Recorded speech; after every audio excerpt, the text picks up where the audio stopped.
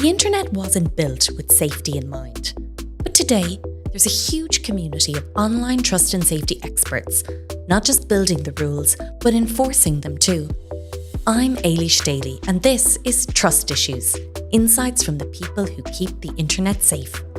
In each edition, we meet the experts shaping how the world experiences the internet, what's allowed online, what's not, and the future of how platforms will protect people.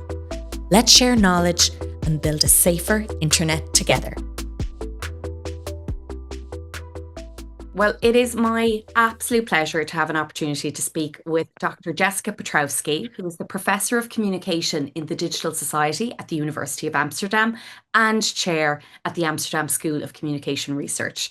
She also directs the Centre for Research on Children, Adolescents and the Media and the university's Graduate School of Communication. I had the pleasure of seeing Dr. Piotrowski speak at Google's Growing Up in the Digital Age Summit earlier this year and was totally struck by her sharp insights on recommendation systems, an area I also work on professionally. Her ability to connect research with real-world impact is exceptional. Dr. Piotrowski collaborates widely with organisations including the European Commission, with Google, Meta and YouTube, and serves on advisory boards such as Odyssey and YouTube's Youth and Fairness Advisory Committee. So thank you so much, Jessica, for being with me today. I'm going to start by talking about the risks of repetition and algorithmic reinforcement. So maybe let's begin by exploring the core risks posed by today's recommendation systems, especially when applies to young platform users. So what do you see as the biggest risk associated with repetitive content exposure, particularly for young users? Yeah, it's a great question, and thanks for the lovely intro. I think what the concerns are is it's content based in part. So there's a set of concerns. One is what are they consuming in repetition? So one of my biggest concerns is when it's content that could be harmful, especially in high dosage. This worries me a lot, and especially can involve things that involve self-reflection. So a common one that might come to mind is something like body image or body self-security or self-satisfaction, right? So these messages over and over again, this slow repetition helps us think what is normal. So one of the things we know about learning is when you see something identical over and over again, you don't learn it the same way. But when you see slightly modified versions of it, we begin to learn it more. So if you want to teach a child how to say what the sound for the letter C is, you wouldn't just say cat, cat, cat over and over again. You would do cat, crayon, core. You would give different words and they begin to make this association. That's how we learn. It's varied repetition.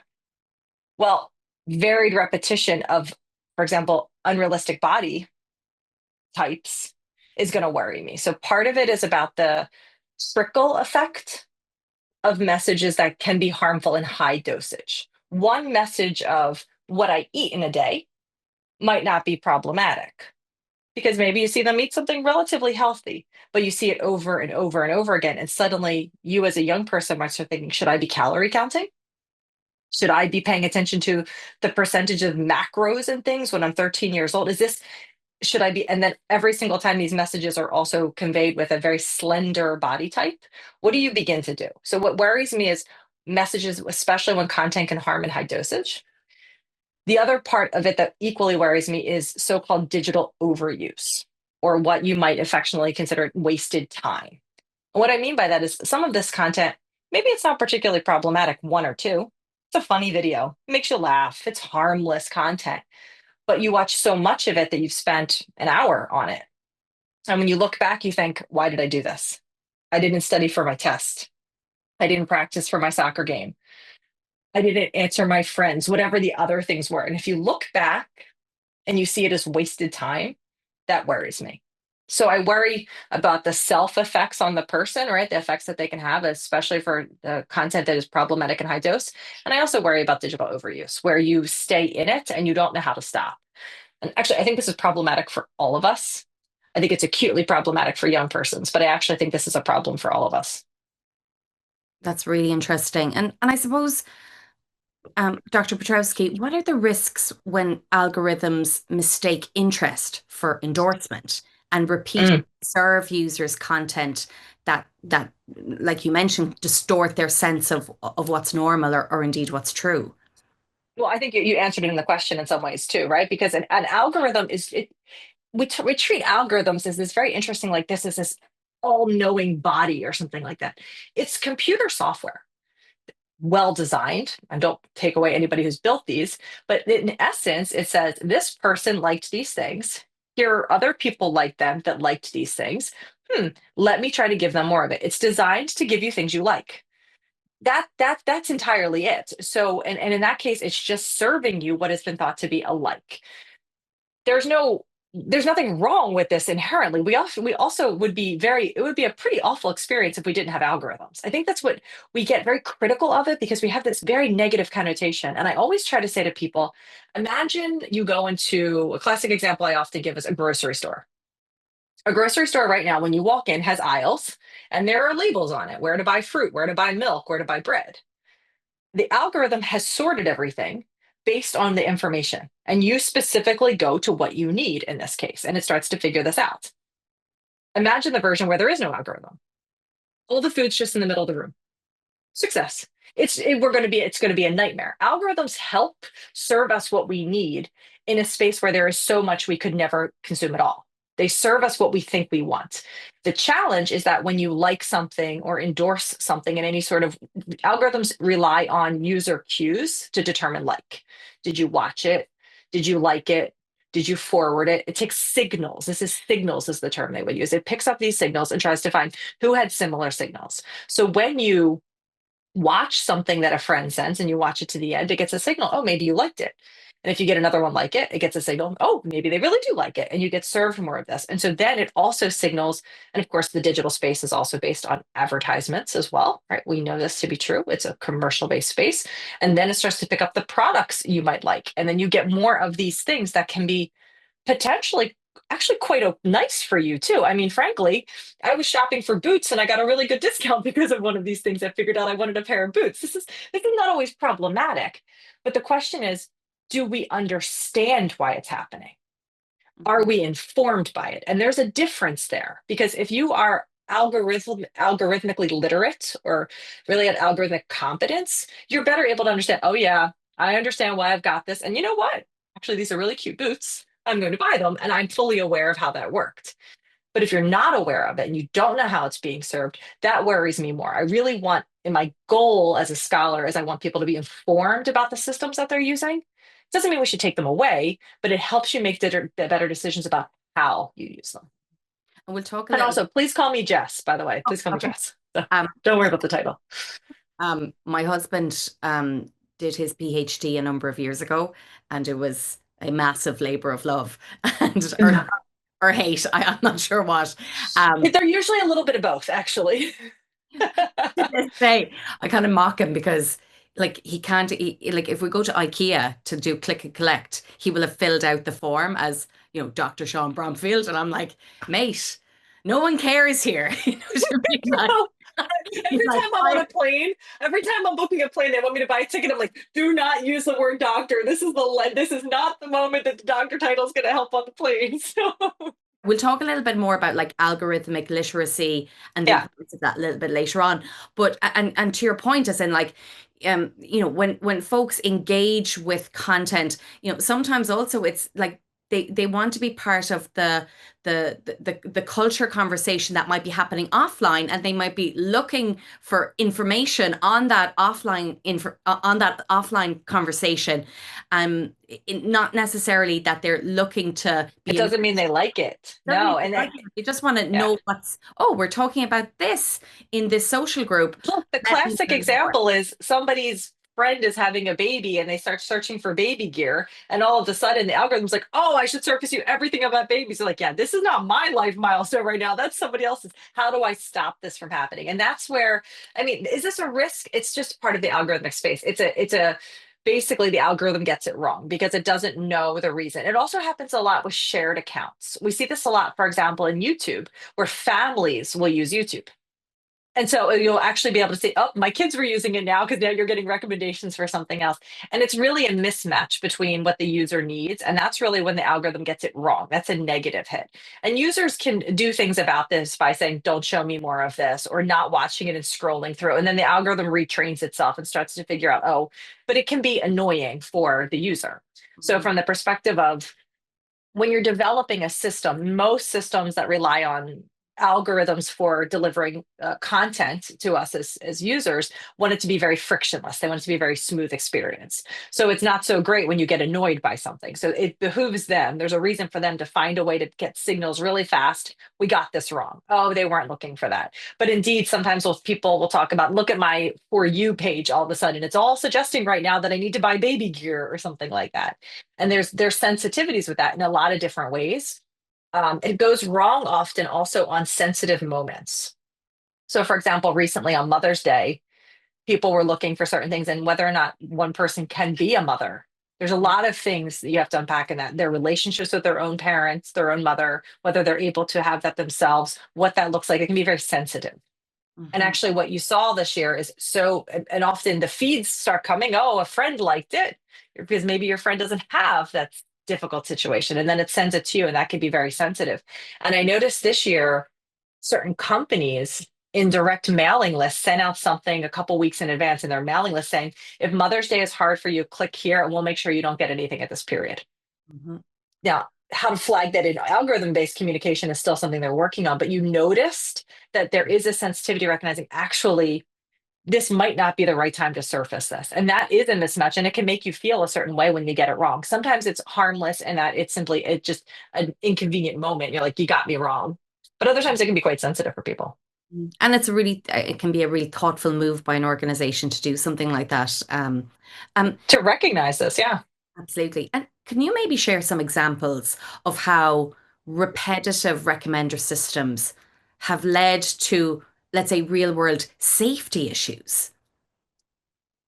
Oh, it's a good question. I don't have. I no, I'm not sure I have them on hand. I think that what we're still trying to study this as scholars. I think what we are struggling with is how we can prove that it's the repetitive systems. So as scholars, one of the things you see right now is it's quite hard to access the very systems where this happens, right? So for us, we're often trying to find a way to understand. We talk with people about it. We get third person things, but it's often very, very difficult for us to know precisely the effect. And the stories in the media about it, I'm hesitant to give voice to because I don't know how representative that is. I mean, you can surely see examples where young persons went down a rabbit hole where they were searching young persons or any persons, for example, hate messages or depression things or something as awful as suicide, right? And but I find these very sensitive topics, and I think the experiences that are given voice in the media are so tragic and terrible.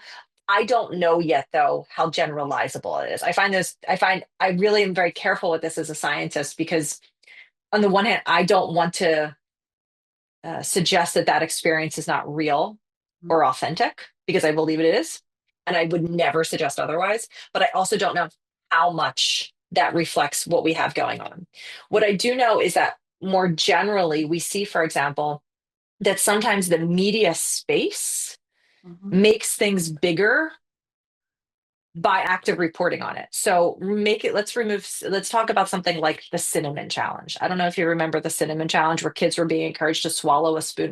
This is actually dangerous, right? So safety, for example, swallowing a spoonful of cinnamon or something like that.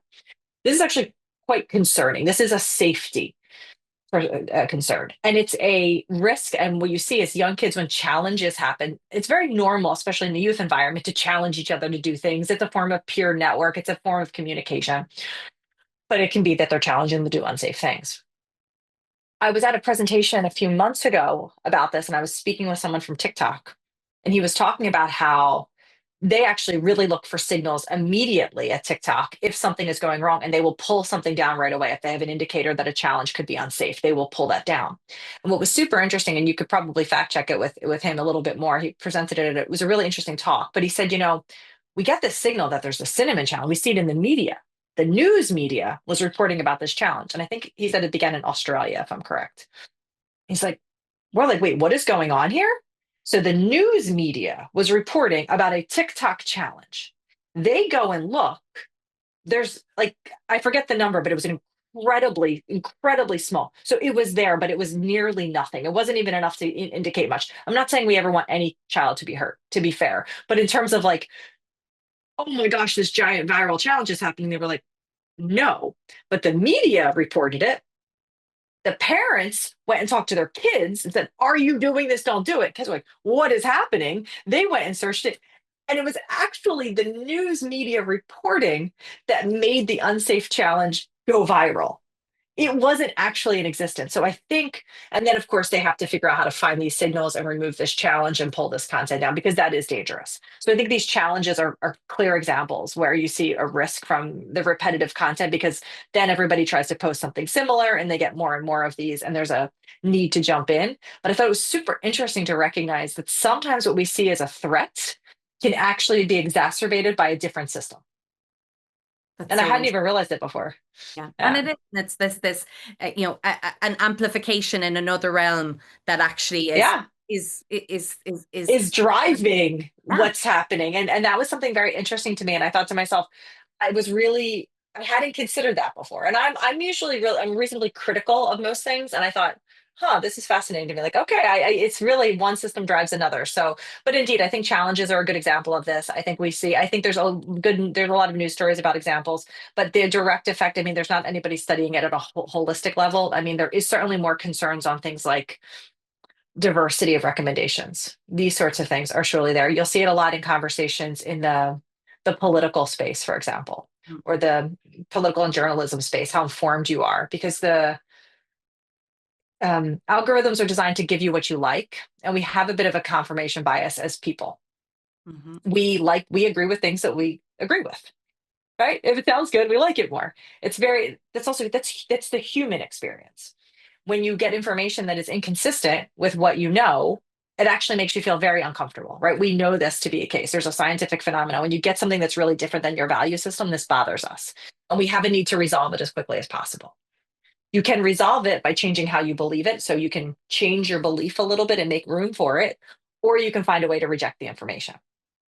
That's what you do. We don't like this inconsistency. That makes us feel very, very uncomfortable. So, what the digital space has done is because the active in the way we've created our world that we live in, we're able to get content that feels a little bit more like to us, right? So we're able to find things that is more consistent and therefore we agree with it more.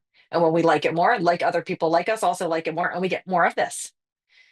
And the concern, of course, in that is are we getting enough diversity to give a space to challenge what we know and to give space for us to think more? And that is a real concern, right? And there's a question about whether or not we should have diversity by design as part of algorithms, right? This is a big question, especially in the political space and in the journalism space, on what should be the value system embedded in the design of an algorithm. And that's a big question we see. So, for example, if you imagine a bell curve of information, right? This is the general center content, this is the tails. Should we be surfacing the tails more in the recommendations, not necessarily even to change your perspective, because maybe you see it and you say, I know this exists and it Mm-hmm. reinforces my belief here. Okay, but you know this. But to ensure that your belief structure is really as informed as it can be. So there is questions, especially in the news space, journalism, political space, about whether or not diversity by design can help counter some of the threats to what they often call rabbit holes and echo chambers of information. So this is also, is that safety? I think it's safety of democracy in that case. And there has been real world examples of that being very effective. Um, Yeah. the historical example I can think of, and I'm after her second name is after evading me, but she wrote a book. Her name is Tara. Oh, it'll come back to me in a second. But she wrote a book um, on uh, on her experience in the Westboro Baptist Church and Hmm. growing up in that environment, and how also her engagements on Twitter, in early days Twitter, where essentially she was um, distributing all sorts of, hateful ideological speech, Hmm. got her into contact with people who didn't share that ideology with her. Mm. And it was through that exposure to something outside of her own echo chamber that she learned there was actually a different approach and, um, changed her views and was inspired to change her views by those interactions and that exposure. Um, and maybe that was because early days, those recommender systems or that kind of, she was, they didn't exist in the Yeah, sophisticated I way mean, perhaps as well. and they can exist today too, right? I mean, these are all decisions. They're decision trees that need to be made, and we can also be active users and search for this too. And that's just the dance between what we expect the tech company to do, what the regulators to do, and what we expect the user to do, right? This is the dance across the trio. But for sure, I mean, it's also about exactly in that example. If you get something surfaced to you that you disagree with, it's a question of what do you do with it? Do Mhm. you engage in an actual constructive dialogue? Or do we engage in threatening hate speech or really inappropriate conversations? Both can happen. And the anonymity of the digital world, especially early days, but even today as practice, often you see people, not all by any means, but we do see that inappropriate interactions also happen. And that's on us too, right? That's on us as citizens. And especially my work with young people, digital citizenship, right? Engaging as a digital citizen in the world we are in and recognizing the importance of that. That's something we can be training our young people for as early as possible, that there is different perspectives. And ultimately, you might not agree. And you might not become best friends and these sorts of things. And but you can hopefully in most cases respect the other ideology. There may be a point that you say, I actually can't even respect this ideology. I respect you as a person and I'm not going to engage in hate messages towards you. This is not an ideology I can respect, but I know it's there. And that's enough for me to know. But it helps with being informed. And so I think one of the things we are all learning to do in the digital society is understand what it means to be a digital citizen. Hmm. And let's say in terms of potential solutions then, like what Yeah. principles should guide the design of recommendation systems that aim Yeah. to do that dispersion of content rather than concentrating similar content? Oh gosh, if I knew the answer to this, I'd be a billionaire. I think this is complicated because the principles of algorithmic design are going to also be based on the values of society. And I think we're trying to figure out what our values are right now. These values are culturally shaped. They are for sure quite different if you compare what North America would suggest versus Northern Europe, for example. But I think we're seeing the conversations happen right now, and I think that is super important. I do think there's basic principles that you already see happening, right? So if you look at youth products, for example, trust and safety teams across the board make very clear what is not allowed in their systems and what will not be surfaced. That's very, very clear. You also see, for example, companies working more to identify what principles make for good content. So when you saw me at the Google event, for example, I was also talking about the YouTube space, right? And what YouTube has been doing to identify what makes better content for young persons. And it's not only educational content, it's also sharing, it's real world values. It's quite a series. And what they've done is they've said, we as an entity in collaboration with a board of scholars, the Youth and Family Advisory Team, have identified what we think is healthy and supportive content for young persons. And we are going to give this information. We're going to privilege it in our recommendations.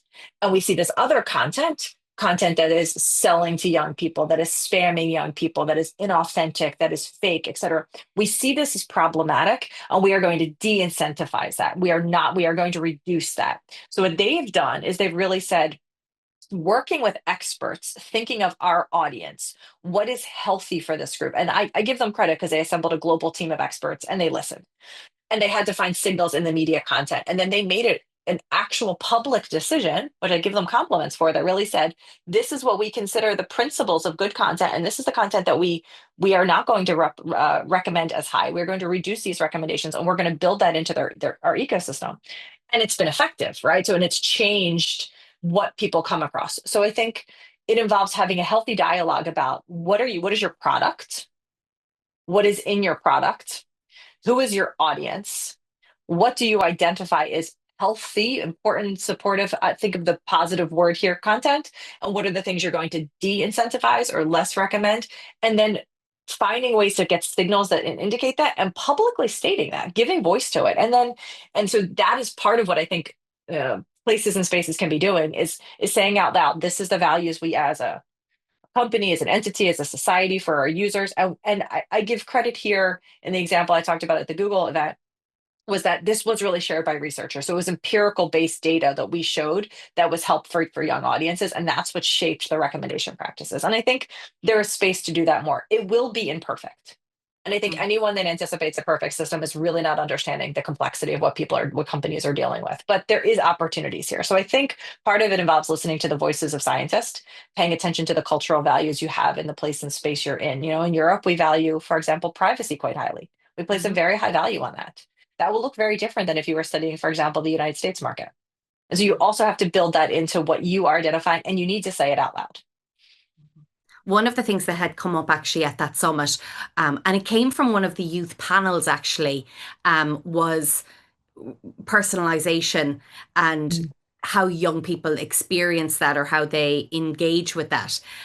You know, we know that it can enhance experiences, but there's also For sure. potential that it can entrench harmful patterns. So Yeah. in order to kind of dig into that for that, that tension, how do we strike the right balance between personalization and over targeting, especially in the context of younger users? Well, interesting you asked that because I'm actually doing a project on that right now to answer that question. So if you ask me again in 5 months, maybe I know more. I think there's two things.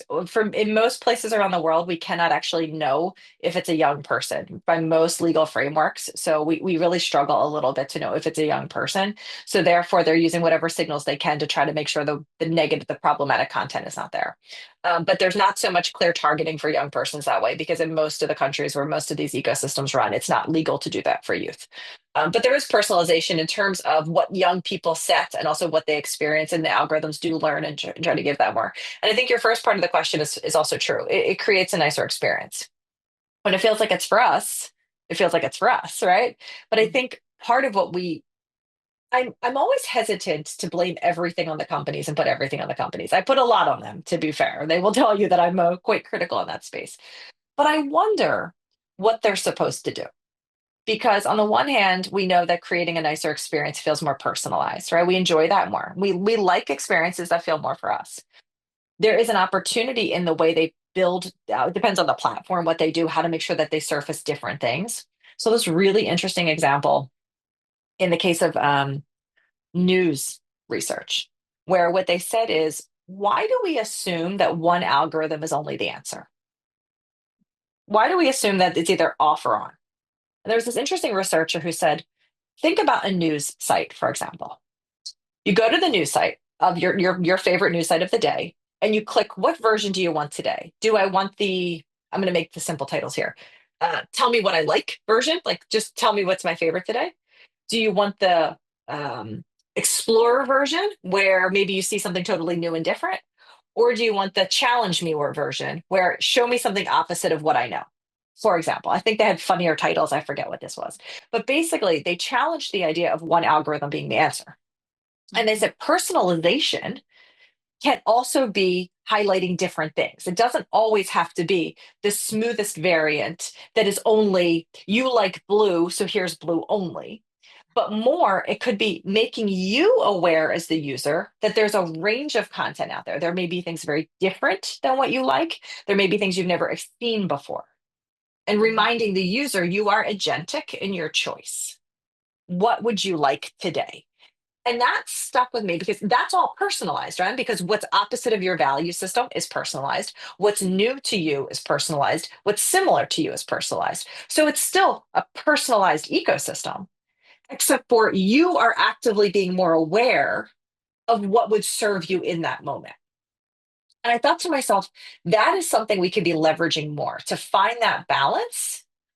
It may be leveraging that the answer is not in one algorithm, but it's in thinking through how you use personalization to surface options. So you still keep the store organized, but you give me a different set of store choices. And I've been thinking a lot about that. And the research on it suggests that when people are more intentional in their media selection, they actually have a more positive experience overall. And also, they spend less wasted time. They actively or intentionally looking for something.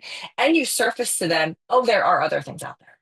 So I think one of the answers is about making sure we as citizens, digital citizens from young people up, remind us of how agentic we are in our choices and that we take action on that. And on the other hand, that we see to the extent to which companies may be able to build ecosystems that serve that by helping us see the diversity of options. That's So, really one of my hopes. powerful. No, and it really is. And like that, agency, digital Yeah, literacy, these are critical pieces of this puzzle, right? So for sure. And that's something, and that's not something that we can blame we can't constantly say, okay, Meta, go make sure everybody's digitally literate. At some point, it's also on all of us in the digital society. And I try to balance where I critique things to recognize it's a kind of all hands on deck situation. and to that end, then, what role should children, teens, and to an extent, adults themselves play in shaping or controlling their online experiences? Um, I think, yeah, I mean, quite a bit. I think there's quite an active role. I think the role is at different levels. I would say I wish more, and I've said, okay, I'm an idealistic researcher who imagines we have plenty of money and all the resources in the world, right? If I had all the resources in the world, I would love to be building digital competence education in schools, not as a separate class, but as integrated in the learning experience. Just like when you're using an app for this class, or when you're teaching students to make a PowerPoint presentation, that in the moment of talking, okay, guys, you're going to make a presentation, that you surface rules about copyright, that you say if you're taking pictures of your friends for the presentation, make sure you've asked them permission, that you surface rules about how to design and you teach them how to create, that you show how you search for things online and cite them properly. So, not that we say this content goes in a separate bubble, but that it's just woven through so that in your active learning the core competencies as a student, you inherently pick up the competencies of the digital world. That you learn if you're using ChatGPT for research information, that you learn immediately that it might hallucinate and you know what it means. And you learn to fact check and you recognize that other voices might not be there and you understand the bias that can be in large language models and you give voice to it, right? So, my ideal world is that on the one part, we begin to move young people to growing up in a school system and an educational environment where the skills they need to be digital citizens are inherent into what they do. Just like the skills we teach them on how to share and be polite and make eye contact and respect one another and not hit one another. The things that are just the values entrenched in education that we just keep standard, right? That we build those in. So that's my one part. And I think you need support for the transition through regulation and government. And also, I think parents need support there because the current generation is in the transition generation. We're learning this stuff and we would need a little bit of guidance there. I also think I do think the company perspective here is that co-creation is going to be far better than creation for. I would really, and I think this is happening, but I would love for it to be happening so much more, where young persons are part of the creation of the systems they use and not testers afterwards, so that we are constantly paying attention to their user patterns and responding to that. Um, so many times a young person will say to me, I didn't know I could change. So they'll have a recommendation pattern that's really bothering them. And they can voice that it's bothering them. They see maybe they had a breakup and they search for a bunch of sad music and these things, and then it just keeps getting. And they're just like, I need this out of my head. I need this to stop. It's making it worse right now. There is a way to refresh the algorithm. They actually can do that. Most of the in Europe, this is actually required. You have to have the right to turn on and off the algorithm, and most of the systems allow them to refresh it. But try to do it. Show me how to do it in any of these systems. It's so many buttons deep in so many cases, or it's often so confusing to find. They don't do that well.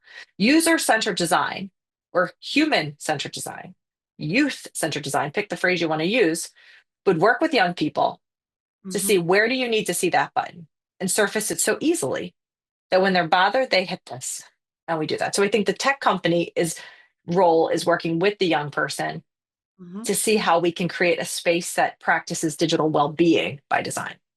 And is there anything else that those platforms can do to make it easier for users to understand how to engage with that recommender system?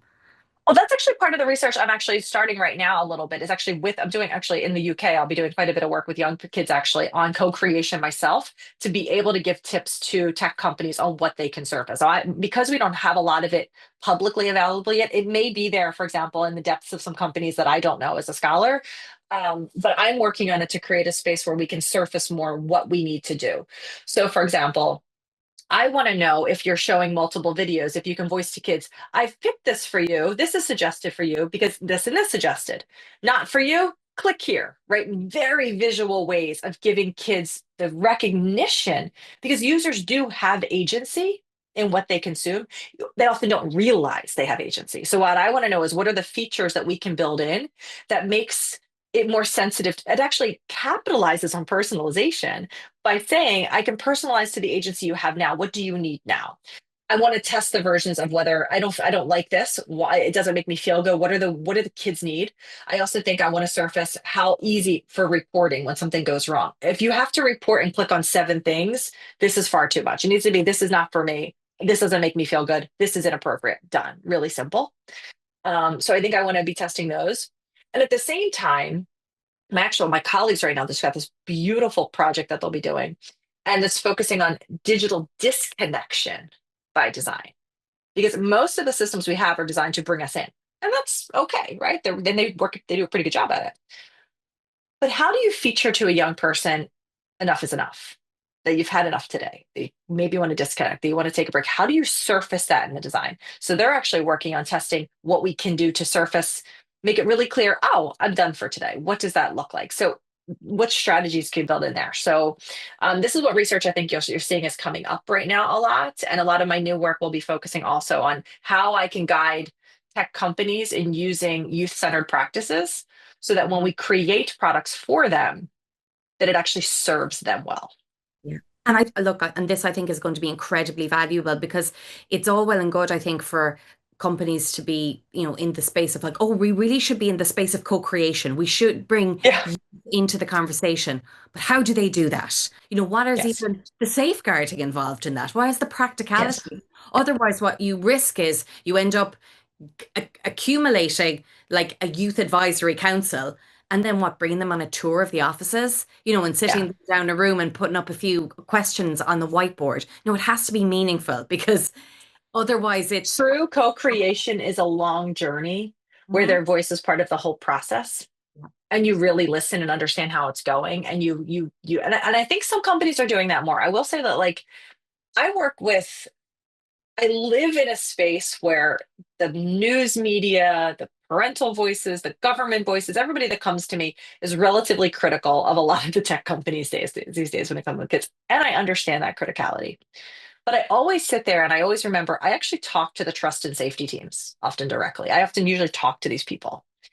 And my sentiment is I understand where that comes from. And frankly, I am too, sometimes quite critical. But then I talk with the trust and safety teams, and they're just really good humans. Oh yeah. They're often they often have quite an interest in young people. They're developmental psychologists, they're pedagogical experts, they're aunts, they're uncles, they're parents, they have studied youth in some ways. They have such a range of expertise. I don't ever sit there and think, oh, you are really trying to make sure you take advantage of that's not the voice I have ever. They're often very underfunded Hmm. and often really struggling in that space. And I think that is something we could be demanding more support for to support them in their roles.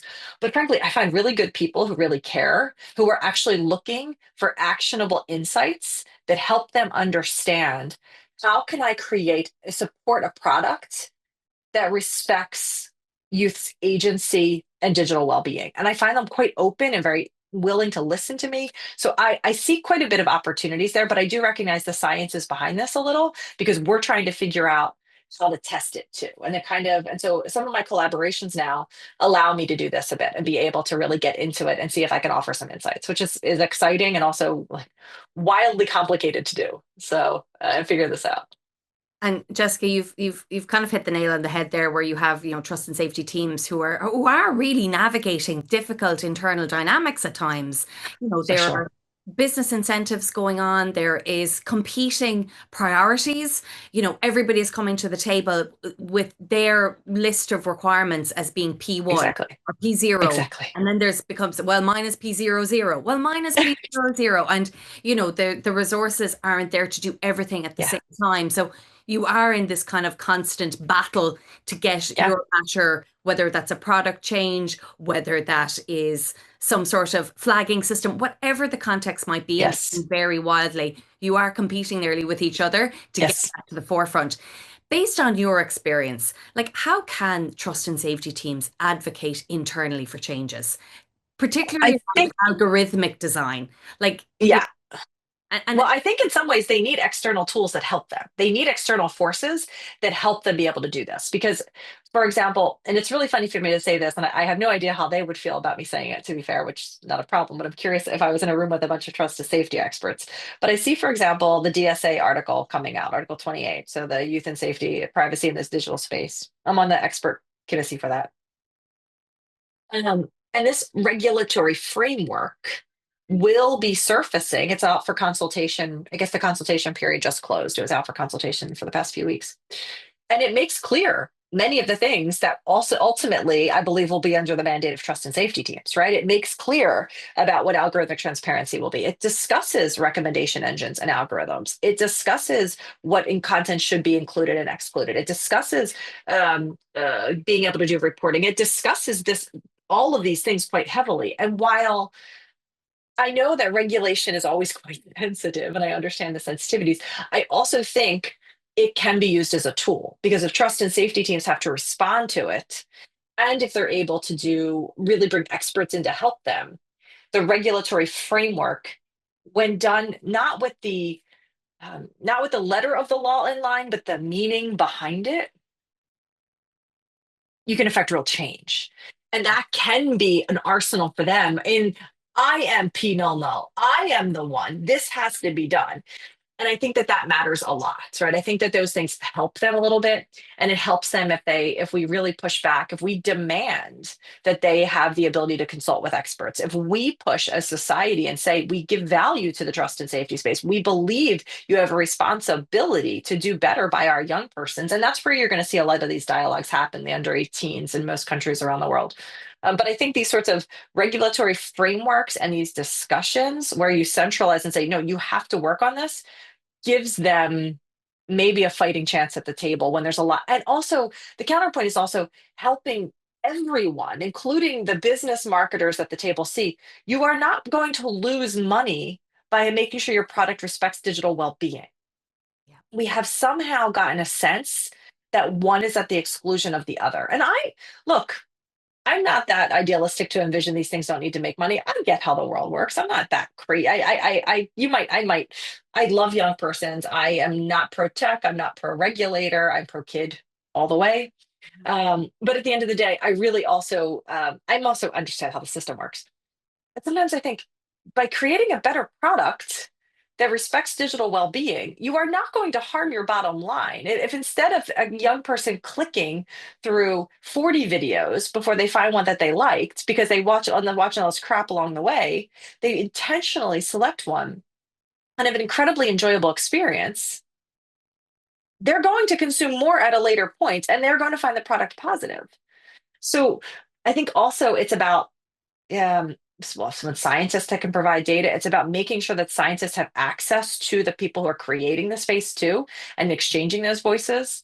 The reason I went to the Google event and the reason I do so many of these events, I'm on the road a lot right now, is because I try to accept every single invitation when it's a company creating a product. Because in my perspective as a scientist, I know you're not reading the journal articles I wrote. They're boring. They're very scientific. I know it. I know how that works. I'm not, it's fine. I wouldn't read them either. But I I have to, do I think, have to disagree. Everybody should yeah, read them. no, I really people always say this, but I also recognize they're long and they're scientific. And if you don't have a degree in statistics, sometimes it's just complicated.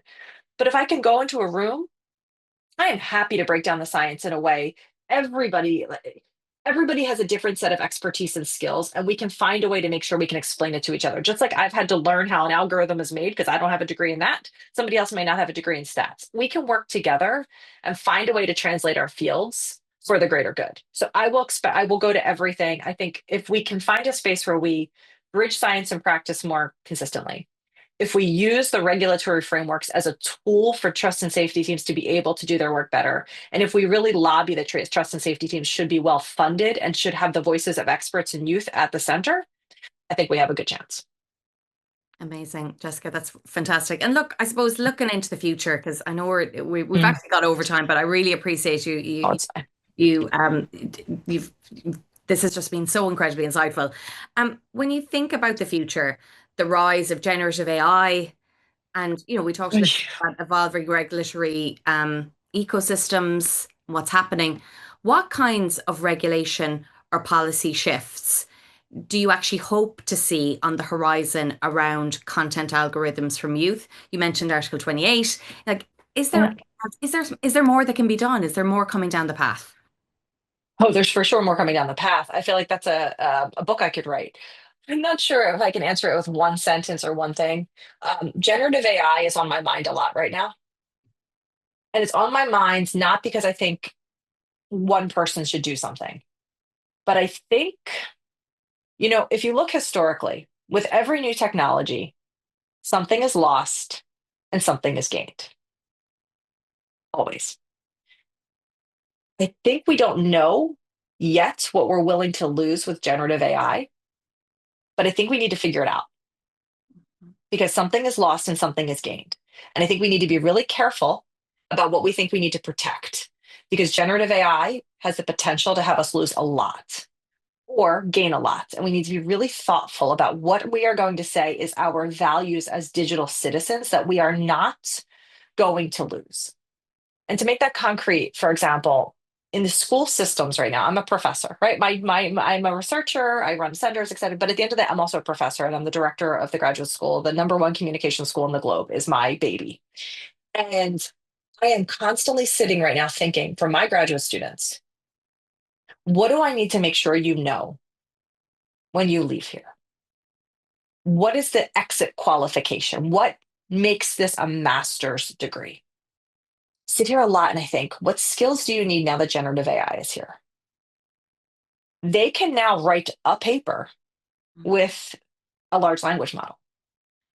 In some ways, it might be okay enough to pass. And I cannot detect if there was fraud. And I don't think my students are fraudulent, but I think it's more a bigger question of is critical thinking the Mhm. the art of being in the suck zone. When you really need to do the deep thinking, it's usually quite difficult. Deep thinking is often challenging. Are we saying we want to maintain that or not? And if so, what does this mean for how we talk to our current new young persons about how they use these large language models? They are looking at us and want to know, how should I use these tools? And we are not yet fully, I think, globally, societally discussing what are we saying? You know what? No, this is so important that when you learn to program, you must always learn to do it by hand before we rely on AI to help us because you need to have the fundamentals. It is so important to be able to critically reflect in an argument. We will always do this before this. You can use it as a tool later. Alternatively, we might say, this is not something, why were we spending so much time writing nice emails to each other when we can put the key things in and let it be efficient for us and help make it a bit nicer? I don't know. I know how I feel as a person. I know how I feel as a professor. I know how I feel as a scholar, but I don't know how we feel. Mhm. So I guess what I'm hoping is that one, we don't approach it with fear. We often approach every new technology we approach with fear. We then try to ban it. So you also see happening with social media ban discussions right now across the globe. When we don't understand it, first we ban because of fear, then the bans don't work, and then we end up not knowing what we're doing. Mhm. Then something is lost, then we reflect on what is lost, and we decide if we were happy or not about that, and we try to figure out how to bring parts of it back. And only then do we think of what are the skills we need. That order has to change. Mhm. We need to be saying this is here. What is our value system? What are the skills where we need? And how are we going to support people? We need to be Mhm. proactive and fast. We cannot constantly be reactive and responding with fear. Moral panics will do us no service in the years ahead. That's Incredibly valuable. And yes, I couldn't agree with you more.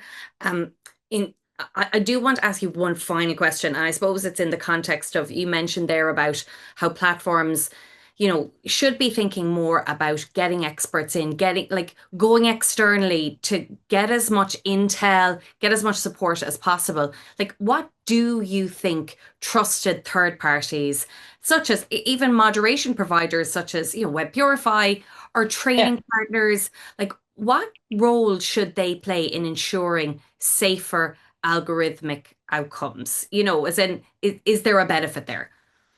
I think they should be at the table. I think that this is part of I think the table needs to have these players too, because I do worry that these players often happen in their own bubble with nobody else talking with them. And if we're going to figure this out, they should be at the table too. I think that the Youth and Family Advisory Board, for which I'm biased and sit on, and it's publicly known and it can be listed over for YouTube, is one of the first ones of its kind where, and I've been invited on many, one of the first ones of its kind where I will say this publicly to any person, my voice is heard.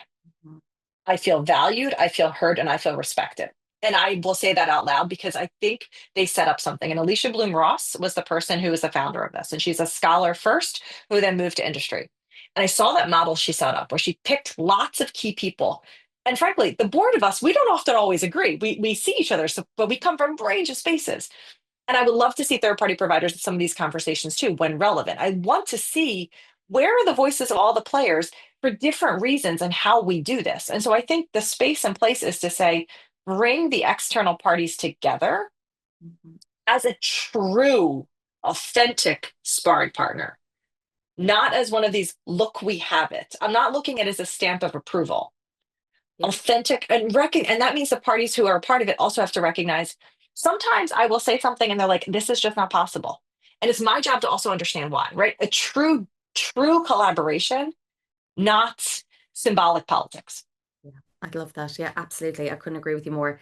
Um, Jessica, thank you so much for your time today. This has been really Totally. extraordinary. I've loved hearing everything that you've had to say, and I think it's going to be contribute to a really valuable thought leadership piece. Thanks for tuning in to Trust Issues, brought to you by Web Purify, an InTouch CX company. What are your thoughts on today's conversation? And what do you want to hear about next?